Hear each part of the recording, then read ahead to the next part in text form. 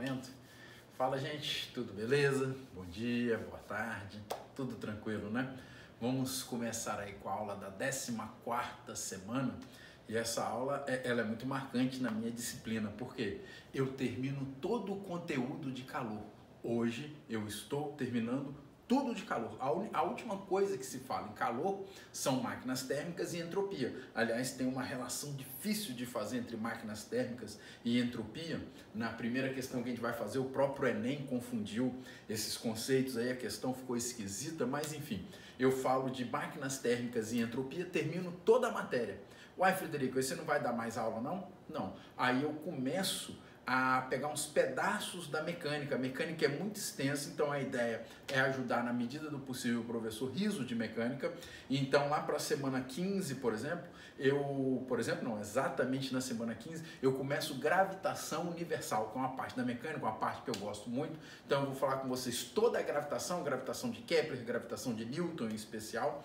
Depois eu vou fazer com vocês toda a hidrostática, o estudo dos fluidos em repouso, hidrodinâmica. Não é conteúdo do Enem e praticamente nenhum vestibular a nível Brasil, que eu saiba, só ITA e IME, tá? Cobram hidrodinâmica.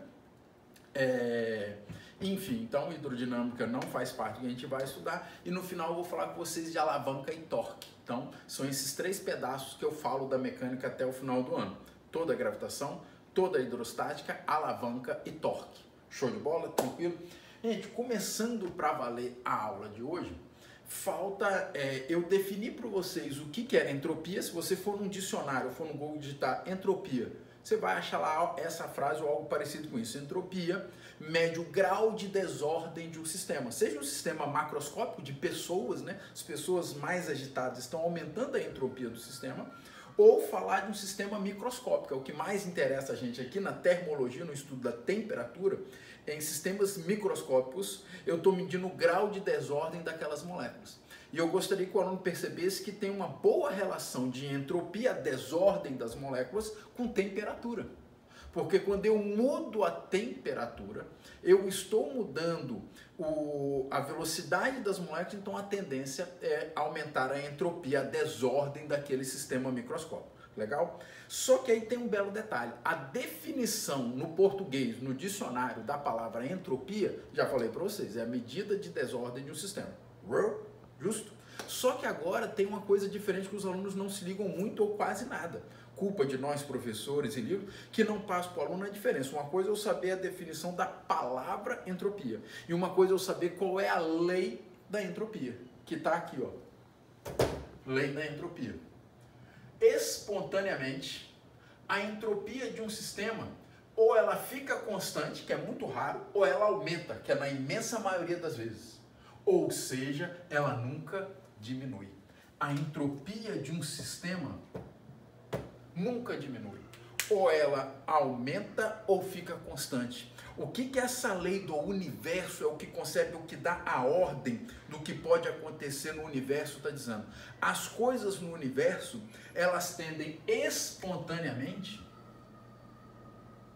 a desordem. Nunca há uma organização plena. As coisas se desorganizam espontaneamente, mas as coisas não se organizam espontaneamente. Isso é uma lei da física, é a lei da entropia, e o meu desafio como professor é colocar isso dentro de máquinas térmicas. Show de bola?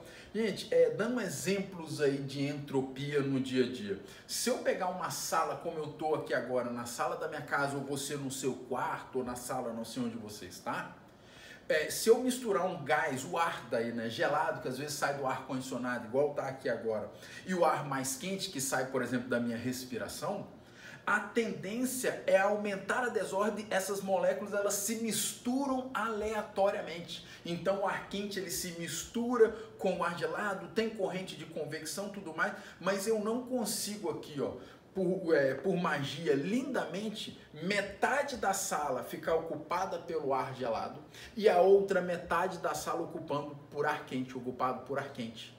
Por que essa organização meio a meio não acontece? A entropia não deixa. Estaria organizando o sistema espontaneamente, o que é errado. Né? Um outro exemplo que é meio maluco, mas é verdade, se eu pego um copo de vidro, se eu pego um copo de vidro e solto, ele espontaneamente cai, quebra e aumenta a entropia, aumenta a desordem. Ele faz milhares e milhares de farelos aqui de vidro, de caco de vidro, aumentando a entropia, o que está de acordo com a lei. Mas o contrário não é verdade. Pode parecer uma frase boba, mas viaja comigo na física. Se eu pegar esses milhares de cacos de vidro e jogar para o alto, isso não junta e forma um copo. Isso é proibido fisicamente, não é uma frase para rir. Isso é proibido porque estaria diminuindo a entropia, o que é proibido pela lei da entropia. Legal? Tranquilo? Então o que fica para vocês aí, o que eu gostaria que ficasse para vocês é o seguinte: a entropia mede o grau de desordem de um sistema e lei da entropia espontaneamente, a entropia ela nunca diminui, ou ela fica constante, que é raro, ou ela aumenta. Tá? Dando um exemplo, por exemplo, dessa ideia de espontaneamente, forçadamente, as cartas de um baralho elas podem se organizar e fazer um castelo de cartas, mas eu estou gastando a minha energia, aquilo não foi espontâneo. Eu que organizei, diminuí a entropia, eu arranjei aquelas cartas de baralho. Tá? Então não é um processo espontâneo, é um processo forçado, eu fiz um castelo de cartas. Mas, porém, espontaneamente, com o menor sopro, às vezes nem precisa, uma carta desliza na outra e aquilo tudo cai, bagunça tudo e vira uma saroba danada. Então, espontaneamente, teve aumento da entropia no castelo de cartas. Mas a entropia não diminui, você não joga um monte de carta para o alto e se forma um castelo de cartas romanticamente. Isso não vai acontecer. Gente, e agora eu vou matar 2 coelhos com um tiro só. Como é que eu coloco esse assunto de entropia em máquinas térmicas? Vou fazer uma questão do Enem, só que vai ser algo meio constrangedor, porque o próprio Enem ele se perdeu, acho que ele foi infeliz no texto, tá? Então vamos lá, ele fala o seguinte, ó, vai lá meu amor, filma a questão aí do Enem. Gente, filma aqui de volta aqui. Vocês perceberam que eu cortei o cabelo finalmente, tá bonitinho? Hein? Ó, tupetinho. Neném. Vai lá, meu amor, volta aí.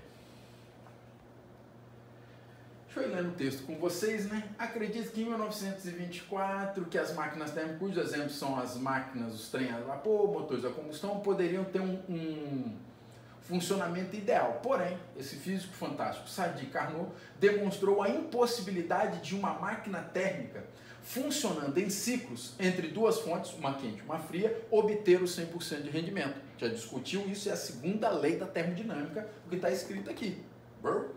Aí ele fala assim, ó, tal limitação ocorre porque essas máquinas... Gente, depois eu vou aqui debater português, e quem sou eu para debater português, né? Sou um semi-analfabeto, mas vou ter essa audácia, vou debater português. Eu acho que o cara aqui foi infeliz, e agora eu vou demorar muito nessa questão. Mas eu tenho um objetivo aqui, não é de marcar um X simplesmente, é discutir física com vocês. Então eu vou demorar bem nessa questão, porque eu vou estar discutindo física e não simplesmente fazendo uma questão. Olha pra cá, amiga. Olha só. Essa ideia de entropia com máquinas térmicas. A máquina térmica real do dia a dia, não estou falando da de Carnot, a máquina térmica real, ela perde energia de 2 maneiras. Na fonte fria, tá? E ela perde energia de uma segunda maneira, como ela não é perfeita, ela perde energia no atrito, ela perde energia por barulho, ela perde energia porque as paredes não são perfeitas e deixa escapar calor para o ambiente. Então, como é que a máquina do dia a dia perde energia? 2 maneiras, na fonte fria e pelas imperfeições. E essas imperfeições, eu estou mexendo com o ambiente, eu estou mandando calor para o ambiente, eu estou aumentando a entropia do ambiente que cerca a máquina. Então, as máquinas reais perdem energia de 2 maneiras, preciso de muita atenção. Primeira maneira, fonte fria. Segunda maneira, aumentando a entropia do meio que a cerca. Como é que ela aumenta a entropia? Fazendo barulho, barulho mexe as moléculas do meio, o atrito esquenta o ar à volta, o calor que foge esquenta, mexe mais as moléculas, aumenta a desordem das moléculas em volta. Então as máquinas reais aumentam a entropia no entorno. Show de bola? Agora falando da máquina desse físico impressionante do Sadi Carnot. O Sadi, ele pensou numa máquina, o Carnot pensou numa máquina de funcionamento perfeito por dentro. A máquina de Carnot não tem atrito, A máquina de Carnot não faz barulho. A máquina de Carnot tem paredes perfeitas, adiabáticas, que não deixam o calor fugir. Não tem fuga de calor na máquina de Carnot. Então, a máquina de Carnot só perde calor de uma maneira. Só de uma maneira, que é na fonte fria. A máquina de Carnot não perde calor por entropia. Então, quando eu discuto máquina térmica, na hora de se perder calor, eu tenho que me perguntar, eu estou falando da máquina real, que perde na fonte fria e por entropia, ou eu estou falando da máquina de Carnot, que só perde na fonte fria, não perde por entropia? A entropia, o ciclo da máquina de Carnot, a variação da entropia é zero. Na máquina de Carnot, a variação da entropia é zero em um ciclo. Legal? Agora eu vou aqui no português. Dito isso, então, vem cá. Aí ele fala assim, ó, faço questão de ler de novo. A impossibilidade de uma máquina térmica funcionando em ciclos, entre duas fontes, uma quente e uma fria, obter 100%, tal limitação ocorre porque essas máquinas, meu amor, vou pedir até ajuda a você. Essas máquinas, ele está se referindo às máquinas reais, às máquinas de Carnot ou as duas ao mesmo tempo? Português eu estou perguntando para vocês, gente. Estou perguntando nada de física. Tal limitação ocorre porque essas máquinas é a máquina real, é a máquina de Carnot ou as duas juntas que ele está falando? Hein? Hã? Aí é que vem o detalhe. O Corno cita Carnot no texto.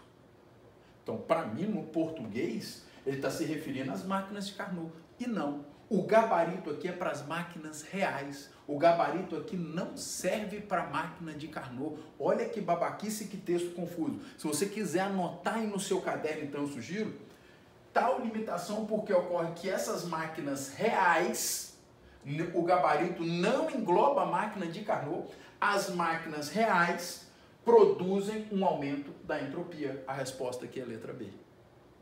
Sacanagem, né? Então, olha como é que isso causa confusão para o aluno. Eu acho que nem esse assunto é tão difícil que nem o Enem percebeu. Ele cita Carnot aqui, sugere, na minha opinião, na pergunta, que ele está falando da máquina de Carnot, porém, o gabarito oficial é se a máquina for real, se não for a máquina de Carnot. A máquina de Carnot não causa aumento da entropia. Qual máquina que aumenta a entropia no seu entorno? As máquinas reais.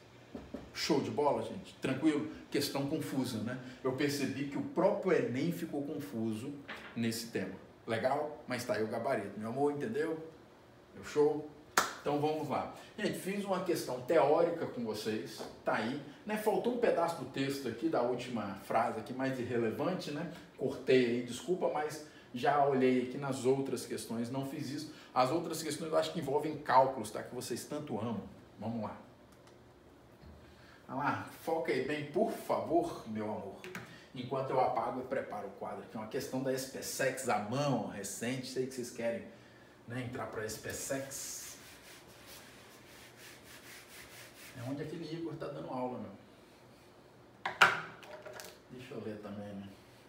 Considera uma máquina térmica X que executa um ciclo térmico e realiza o trabalho. O rendimento dessa máquina é 40% do rendimento de uma máquina Y, que funciona segundo Carnot, operando.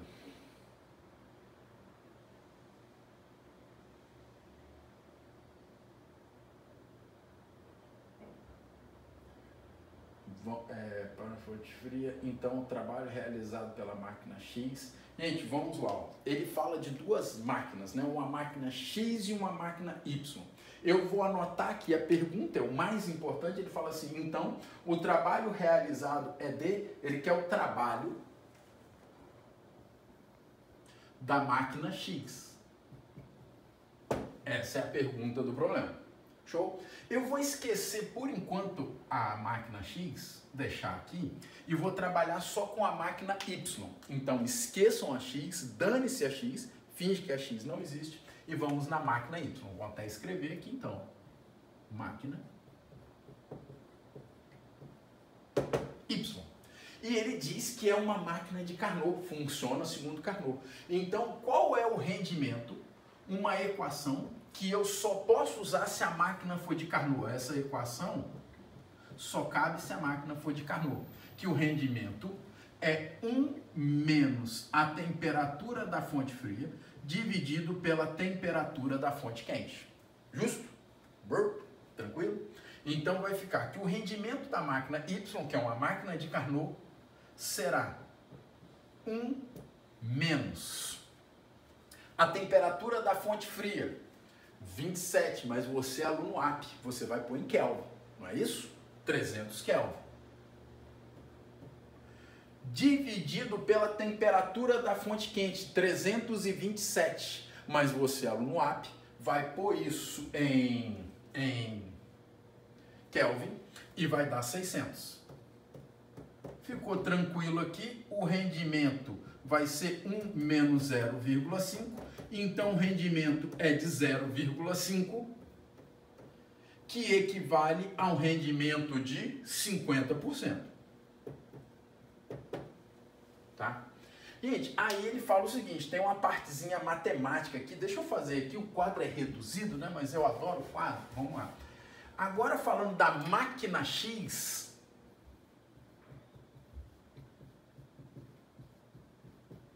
tá no texto que ela rende 40% da máquina fantástica de Carnot. O que é 40% de 50%?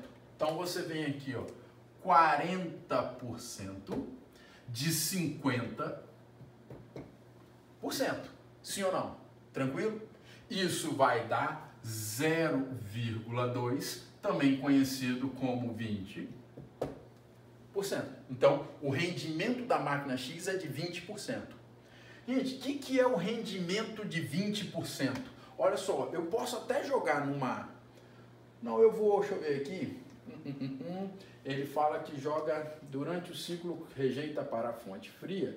Então, qual é o trabalho dessa máquina? Eu vou aqui, deixa eu tentar fazer aqui por o aluno ter bom senso aqui. O que é o rendimento de 20%? Do 100% que vem da fonte quente. Deixa eu ver se por aqui vai ficar legal, hein? Do 100% que vem para a fonte quente, que vem lá da fonte quente, 20% vira trabalho útil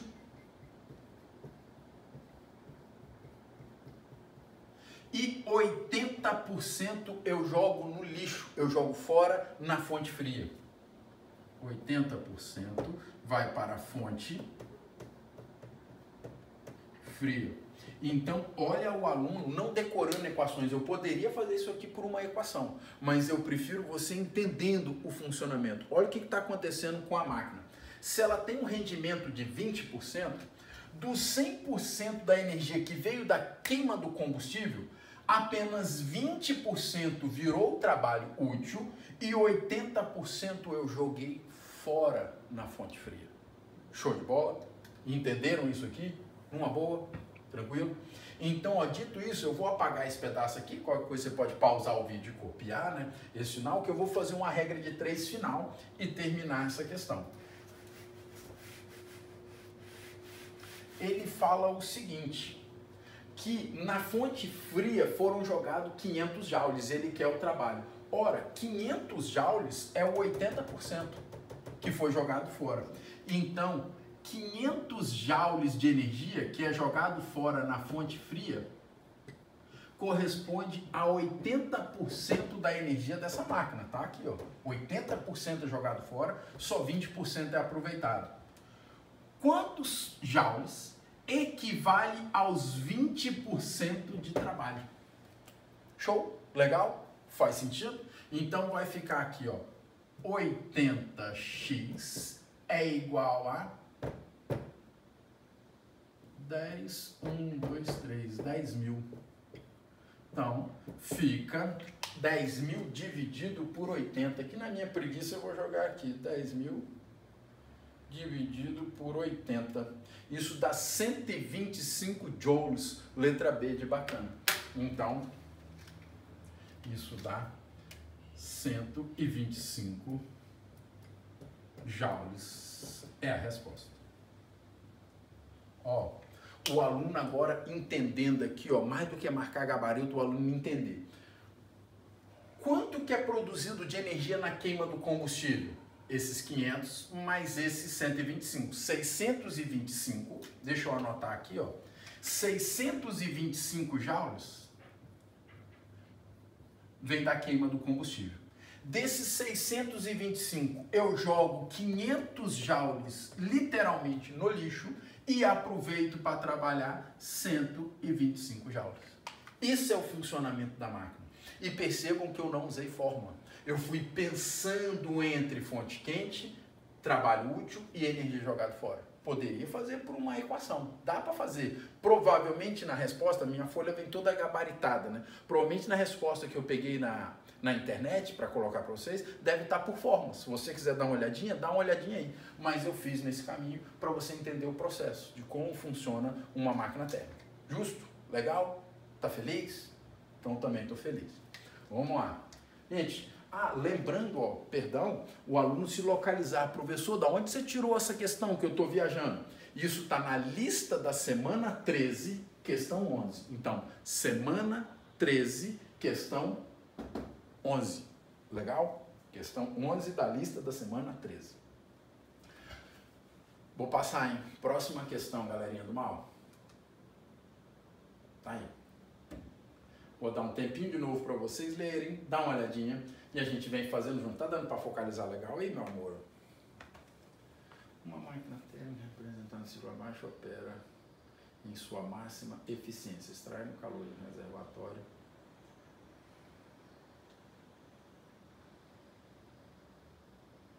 liberando calor para realizar um trabalho de 600 joules. O calor absorvido deve ser... Vamos lá, hein?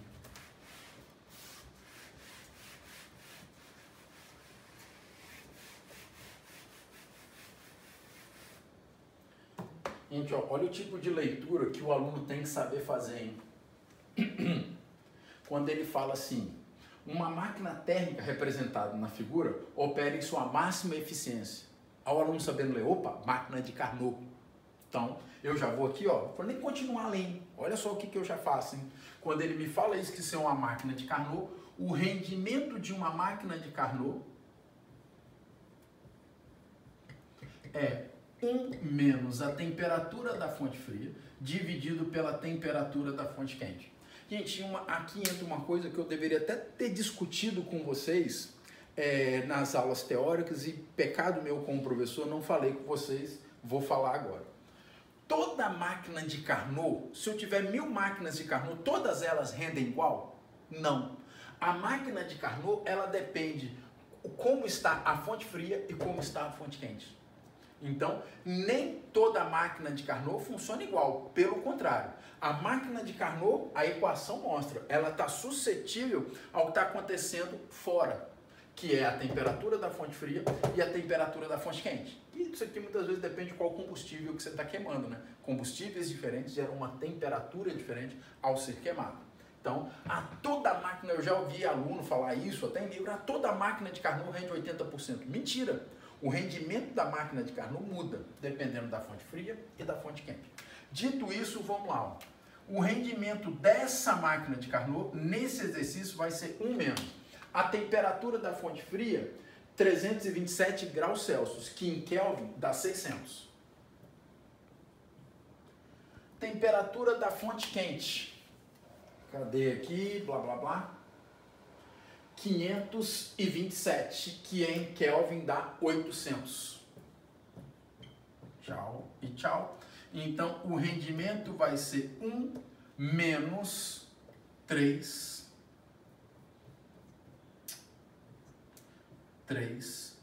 quartos.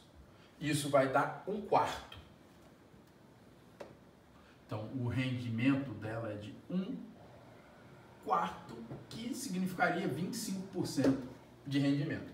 Gente, eu poderia fazer a pegada dessa bichinha aqui igualzinha a outra. Pensar, né, que do 100%, 25% vira trabalho e 75% é jogado fora. Eu poderia ir nessa pegada, mas para mudar um pouquinho eu vou na equação, tá? A equação diz que o rendimento de qualquer máquina, seja de Carnot ou não, o rendimento de uma máquina é o trabalho dividido por Q quente, tá?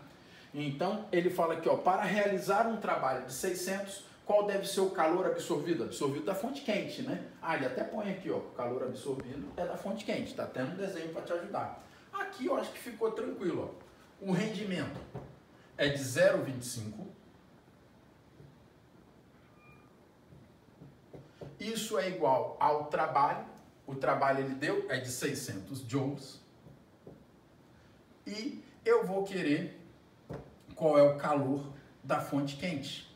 Isso vai ficar matematicamente que o calor que eu tenho na fonte quente é 600 dividido por 0,25. Isso vai dar 2.400 joules, tá? Então aqui eu já fui pela equação, né? Para não ficar igualzinho a anterior, eu fui pela equação. Que equação? Que o rendimento de uma máquina qualquer, sendo de Carnot ou não, posso usar essa equação sempre, o rendimento é o trabalho, porque é quente, tá? Trabalho ele deu, o rendimento eu descobri anteriormente, que é de 0,25 ou 25%, né? Blá, blá, blá. Cheguei aqui 2.400, tem gabarito? Graças a Deus tem, letra A de amiguinhos. Show? Tranquilo, gente? Só alegria. Falando sempre, da onde eu tirei essa questão? Lista da semana 13, questão 18. Legal? Meu amor, tá entendendo tudo aí? Vai fazer o Enem esse ano? Quanto tempo de aula aí? 26. Hoje vai ser tranquilo. Essa questão é bem legal.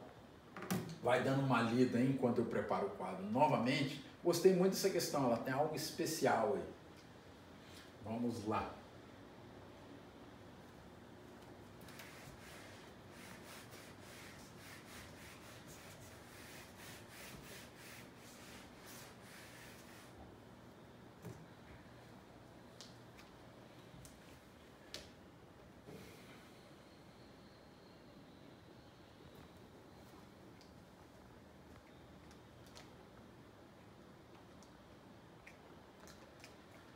Gente, o cara deu um desenho aqui, ó, você sabendo entender. Ó. Aqui é a fonte quente, que está a 727 graus Celsius. Nessa fonte quente libera 40 kJ de coisa, joga 8 kJ fora e, obviamente, então, 32 kJ é de trabalho, a fonte fria é 27. Aí ele fala assim, no que diz respeito à máquina representada, marque a correta. Olha que questão bonita, achei muito legal essa questão. Ele não fala, deixa eu ver se ele fala no texto, as máquinas térmicas, ou seja, o rendimento da máquina é sempre inferior a 100%. Uma máquina esquematizada tem isso aqui mostrado. Ele não fala se é de Carnot ou não. Então eu vou fingir que essa máquina é de Carnot. Então, ó, ele me deu essa máquina. Se ela for de Carnot, ela vai ter esse rendimento aqui. Equação que eu já usei 2 vezes, a 3ª vez na aula de hoje. Então, o rendimento dela seria 1 menos... Qual é a temperatura da fonte fria? 27 com 273, 300. Dividido por... Ali vai dar 900 em Kelvin aqui. Então, o rendimento, se ela for de Carnot, é 1 menos... Isso aqui também corta, vai dar 1/9. 1/3, aliás. Então, o rendimento dela é de 2/3.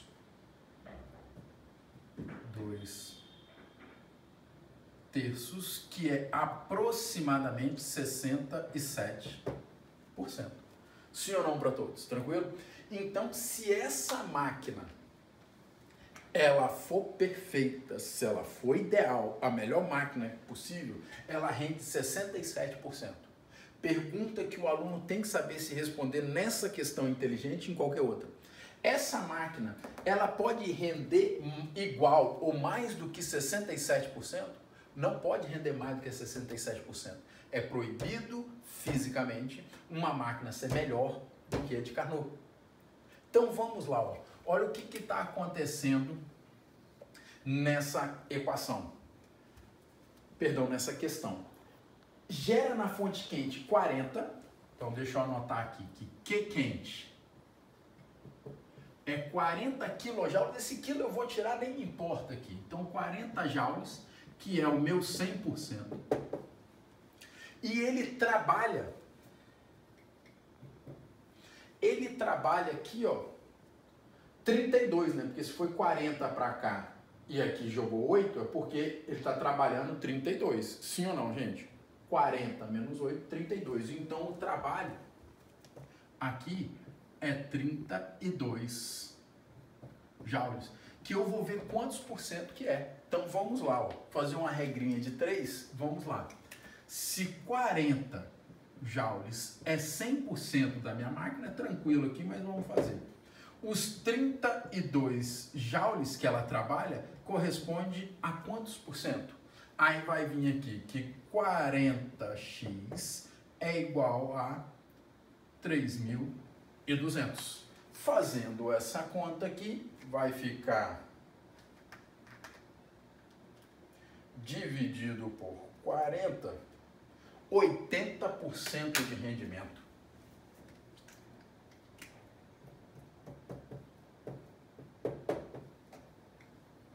Gente, então, segundo esse desenho, essa máquina tem um rendimento de 80%. Pode isso, Arnaldo? Ela pode ser melhor do que a máquina de Carnot? Claro que não. Então essa máquina ela não existe. A figurinha está aqui, muito legal, fiquei muito feliz, mas essa máquina ela não existe fisicamente, porque ela está melhor, ela está superior do que a máquina de Carnot e fisicamente isso é proibido. Perceberam que questão bonita? Então o gabarito eu vou procurar aqui, ó, sem ler. Eu vou procurar o gabarito e falar que essa máquina fisicamente ela não existe. Ela está melhor do que a máquina de Carnot, o que é impossível. Vamos procurar isso aqui. Letra E. Não pode funcionar da forma esquematizada. Bonita essa questão, né?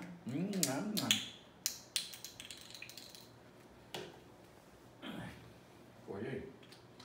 Vamos mais uma questão, gente. Questão 20 da lista da 13ª semana. Gráfico, né? Aluno odeia gráfico, né? Se chegar para o aluno e falar qual o nome da sua mãe, mas se tiver um gráfico na questão, o aluno já assusta e desiste da questão, né? Mas a gráfico, a maioria das vezes, ajuda o aluno, né? Você tem que ser amigo do gráfico aí. Gente, de novo, dá uma lida na questão, que o gráfico entrega o que você quer. Eu acho uma questão simples, mas é impressionante como vários alunos, não todos, é claro, né? Mas vários alunos têm medo de gráfico, né? E não deveriam. Mas enfim, dá uma lida aí.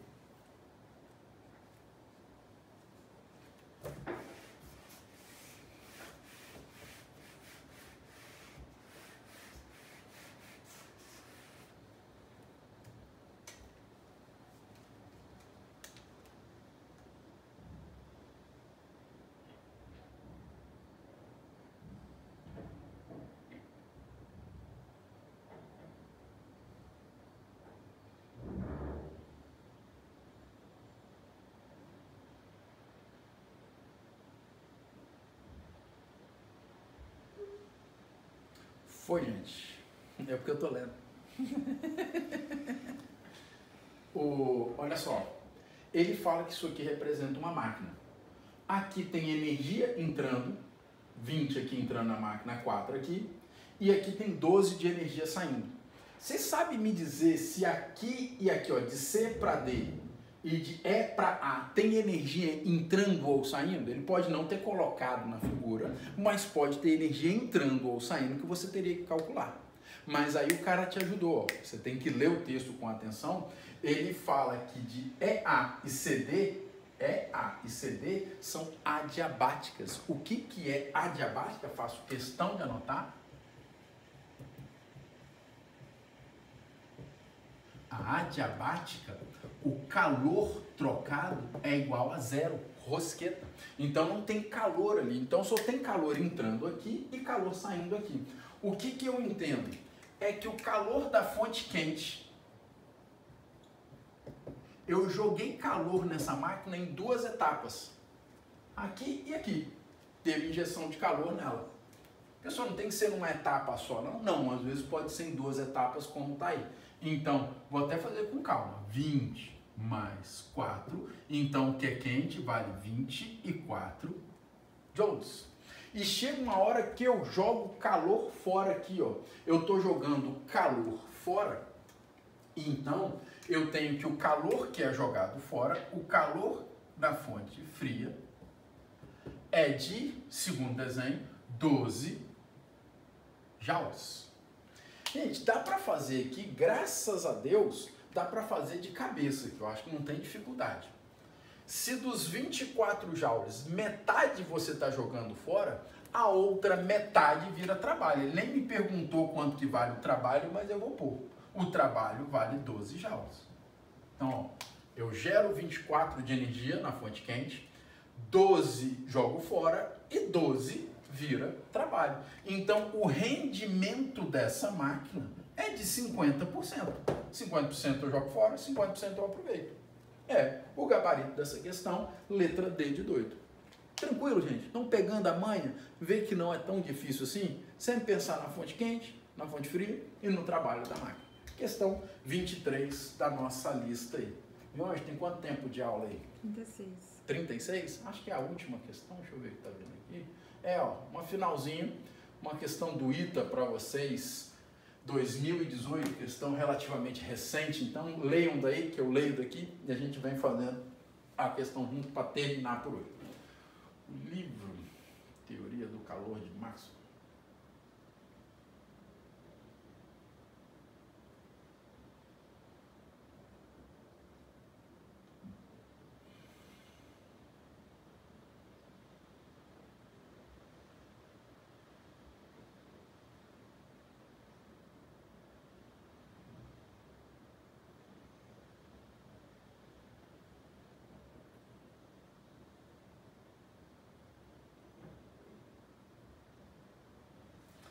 Vamos lá.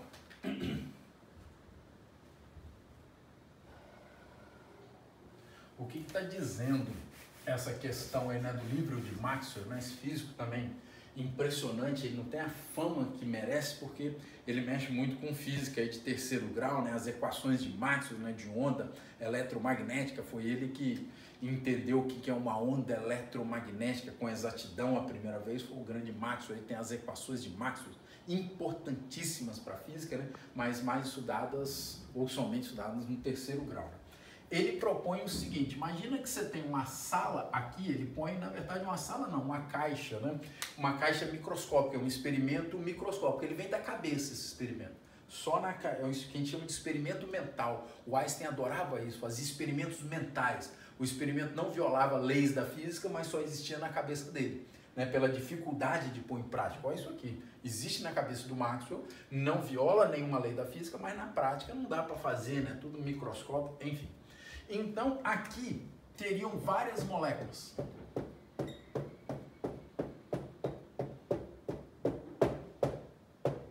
Né?